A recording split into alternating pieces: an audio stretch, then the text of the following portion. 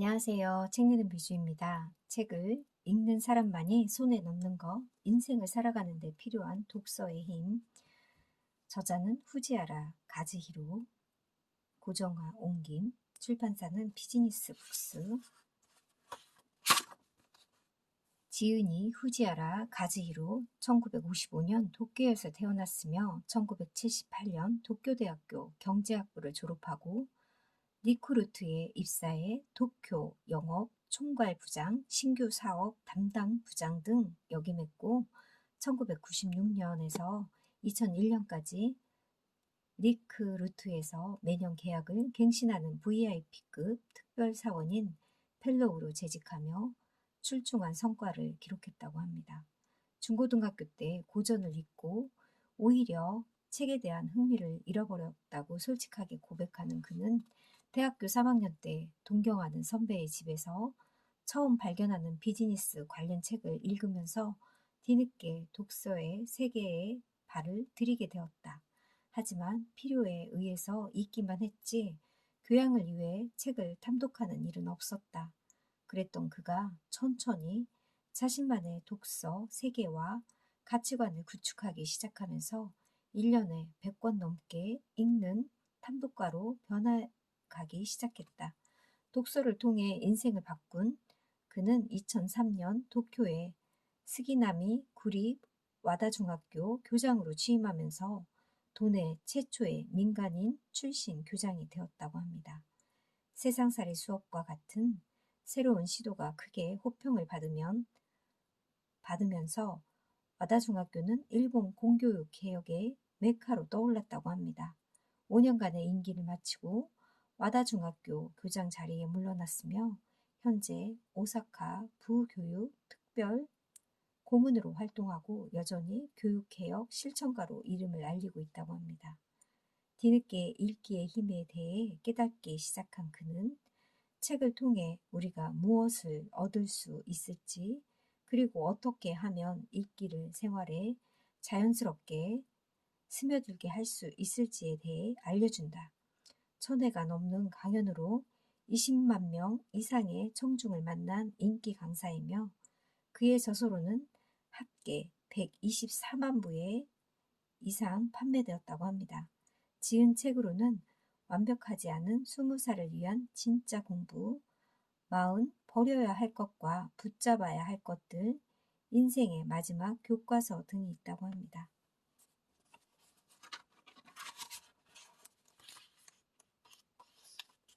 시작하며 책을 읽지 않는 사람은 살아남을 수 없다. 취미의 독서에서 인생을 열어나가기 위한 독서로 자신의 행복론을 구축하기 위해서는 교양이 필요하다. 그런데 그런 교양은 학교에서도 결코 가르쳐 주지 않는다. 머지않아 누구에게나 결단이 필요한 상황이 찾아온다. 그렇게 되면 자신의 세계관과 인생관을 어떤 방향으로 이끌어 나가야 할지, 즉 무엇을 주제로 살아가야 할지 결정해야 한다. 책을 읽는 사람과 그렇지 않은 사람으로 양분되는 계층, 사회.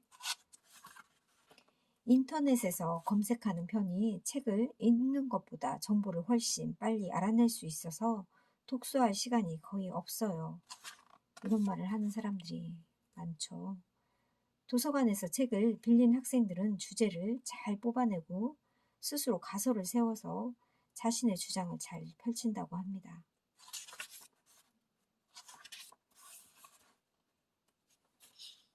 차례 제1장 책을 읽으면 어떤 이득이 있을까? 2장 독서는 작가와 뇌와 자신의 뇌를 연결하는 일. 3장 독서는 내 인생에 이렇게 도움이 되었다. 4장 정답이 없는 시대를 열어나가기 위한 독서. 5장 책을 싫어하는 사람이라도 독서 습관이 몸에 배는 방법.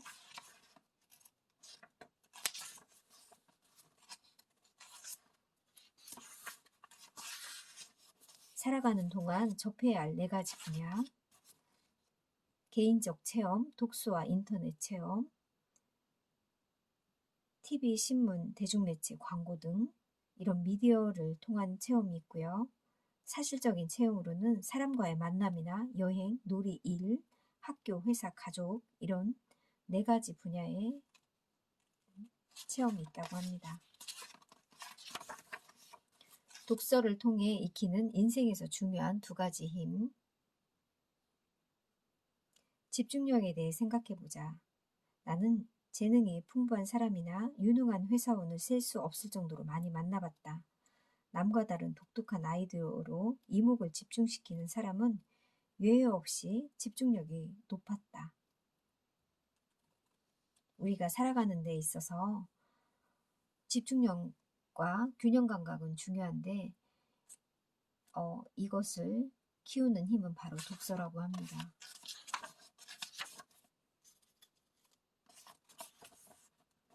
독서를 하면 저자의 뇌 조각과 연결된다고 합니다. 뇌의 수용체를 활성화하는 독서법. 독서량을 축적해 수용체를 활성화할 필요가 있다. 하지만 이때 자신의 특기 분야나 흥미가 있는 내용에만 치우치면 새로운 분야를 접하기 어렵다고 합니다. 뇌의 수용체를 활성화하기 위해서는 의도적으로 이질의 회로를 만들어내야 하며 이런 시도를 통해 수용체의 형상이나 질이 다양해질 수 있다고 합니다. 쉽게 말해서 난독을 하라는 말이다. 독서는 관점을 늘리고 자기 편까지 늘린다. 타인의 내 조각과 자신의 뇌가 이어진다고 말을 했다. 이를 바꿔 말하면 관점을 늘리고 자기 편을 늘리는 일이다. 무엇보다 위험을 분산할 수 있으며 책을 읽을수록 자기 자신을 지키는 힘이 강해진다고 합니다.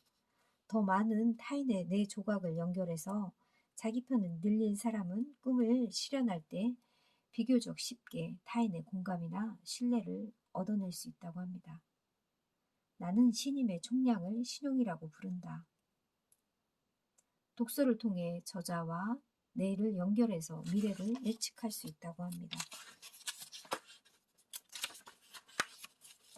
책을 읽어주면 부모와 자식 간의 유대 관계가 깊어진다고 합니다. 아이에게 책을 읽어주는 것은 정서적인 측면은 물론이고 뇌과학적인 측면 등 여러 가지 관점에서 바람직하다고 한다. 어렸을 적 잠들기 전 어머님이 소공녀를 읽어주던 모습도 아직도 기억에 생생하다. 저도 큰아이를 어렸을 때 동화책을 정말 많이 읽어주었는데 큰아이가 정말 너무 늦게 자서 제가 정말 새벽 1~2시까지 읽어줬던 그런 기억도 있습니다. 목이 쉴 정도로 읽어줬는데 계속 또 하면서 읽어줬던 기억이 있습니다. 저자는 아버지가 어쩌다 일찍 들어오시는 날에 어머니 대신 아버지가 읽어주기도 했지만 하나도 기쁘지 않았다고 합니다. 항상 들어서 귀에 익은 파동으로 듣고 싶어 하는 그런 심리가 작용했는지 어머니가 읽어주는 게 훨씬 편하고 더 좋았다고 합니다.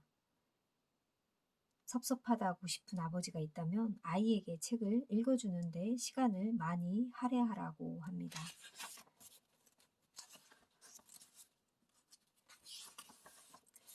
상대방과의 거리를 좁히는 독서법. 저서가 있는 사람과 어떤 업무나 프로젝트를 진행하고 계획하고 있을 때 누구나 먼저 그 저자의 책을 읽었다는 점을 어필하려고 할 것이다.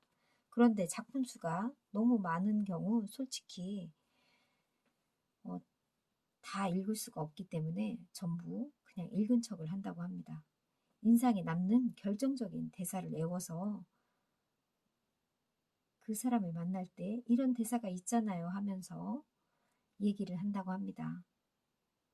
쓰신 책을 재밌게 잘 읽었습니다 하고 인사로 그치는 것이 아니므로 상대방에게 강한 인상을 남길 수밖에 없다고 합니다. 많은 책을 나와 상대방을 관계 짓는 도구로 사용하는 경우가 있다고 합니다. 저도 가끔 인간관계를 하면서 책 좋아하는 사람을 만나면 너무 기쁘고 책 얘기를 하면 행복하고 그분에게 더 호감을 많이 갖게 되는 그런 일도 저도 간혹 있습니다. 시뮬레이션을 하는 힘을 기르는 게 바로 독서라고 합니다. 자신의 머릿속에 어떤 모델을 만들어 놓고 무수한 시행착오를 거치면서 확인해 나가는 능력이다. 항상 미래를 예측하는 행동을 하는 버릇을 들이라고 합니다. 시뮬레이션이 잘 되어 있을수록 예측한 내용이 맞아 떨어질 가능성이 커진다고 합니다. 즉, 앞을 내다보는 행동을 하는 것이 더 도움이 되겠죠. 프레젠테이션을 하는 힘을 기르는 것도 바로 독서라고 합니다. 논리적으로 생각하는 힘이 절대적으로 필요하다. 먼저 타인을 그려보는 것이다. 그 다음으로 상대가 나와는 다른 세계관을 가지고 살아간다는 것을 이해해야 한다. 먼저 도덕 속에 갇힌 독서에서 벗어나라고 합니다. 좋은 책 이꼴 인생에 교훈을 주는 것이라는 통념을 버려야 한다고 합니다. 당연한 답이 아니라 책을 읽는 방법에도 다양함이 있다는 사실을 알아야 한다. 도덕적인 사고만 하게 되면 보관 사고를 키우기가 어렵다고 합니다. 아, 그럴 수 있구나 하면서 관용적으로 받아들이면 만일 나라면 어떻게 생각했을까 하고 끊임없이 자문하면서 읽어나가는 게 중요하다고 합니다. 그렇게 되면 뇌의 시냅스가 활성화돼서 마침내 자신의 의견을 갖게 되고 타인의 다른 의견도 이해하고 수용할 수 있게 된다고 합니다.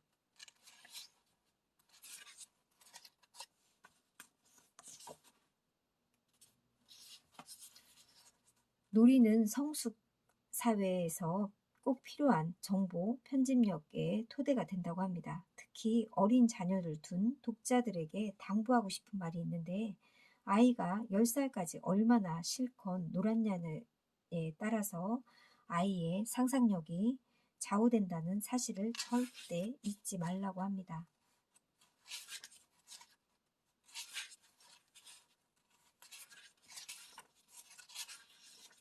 후지야라 스타일의 독서법과 책 선택법. 이분은 26년간 3,000권의 이상을 읽었으니 마음만 먹으면 속독도 가능하다고 합니다. 기본적으로 저자는 책을 천천히 읽는다고 합니다. 보통은 머릿말이나 글쓴이의 말부터 읽기 시작해서 문장의 흐름을 따라 그대로 본문으로 들어간다. 내가 존경하는 분과 대화를 나눌 때 언급되었던 책을 구매해서 읽는 패턴이다. 가능하면 다음 날 안에 읽기를 마치고 바로 메일로도 감상문을 보낸다고 합니다. 3줄에서 5줄 정도의 짧은 의견일 때도 많지만 상대가 놀랄만한 빠른 속도로 감상문을 보내는 거에 대해서 상대방에 대한 예의라고 측면하는 생각도 있는데 이런 버릇을 들이는 것도 독서를 습관화하는 데 도움이 된다고 합니다.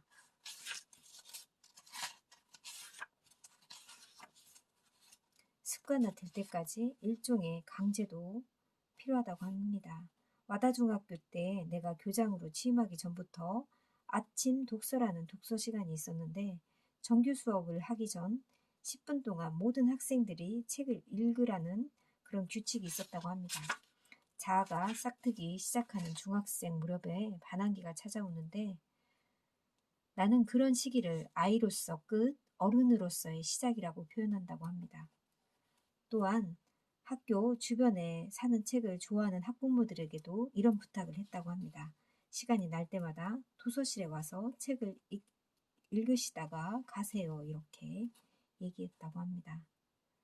아침 독서를 늘 실시하면 책을 좋아하지 않는 아이도 독서 습관이 전혀 없는 아이들도 크게 힘들어하지 않게 된다고 합니다.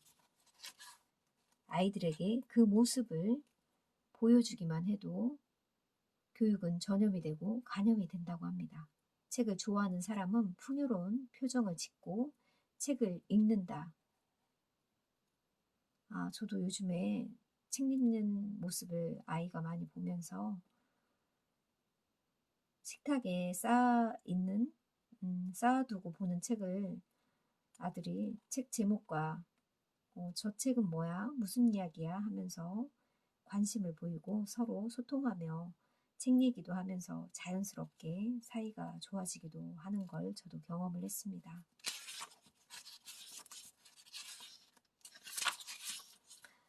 이 책은 뒷부분에서는 이렇게 후지아라 가즈히로가 추천하는 필독서 40권이 이렇게 들어가 있습니다. 책을 읽지 않는 사람은 살아남을 수 없다. 성장 사회에서 성숙 사회로, 퍼즐형 사고에서 레고형 사고로, 정보 수집력에서 정보 편집력으로 바뀌는 시대라고 합니다. 책을 읽지 않으면 저는 이 부분에서 참 마음에 들었는데요. 책을 읽지 않는 사람은 퍼즐형 사고를 한다고 합니다. 이미 정해진 답을 찾는 그런 게 많고요. 책을 많이 읽는 사람은 레고형 사고를 해서 다양한 창의력과 다양한 레고로 여러 가지를 만들 수 있는 그런 사고력을 갖게 된다고 합니다. 정말 이 시대를 살아가기 위한 유일한 열쇠는 바로 독서라는 생각이 듭니다. 여러분들도 독서를 하루에 정말 꼭 10분씩만 해도 정말 그거는 아무리 강조해도 지나치지 않는 것 같아요. 꼭 하루에 10분 아니면 5분이라도 읽었으면 좋겠습니다. 감사합니다.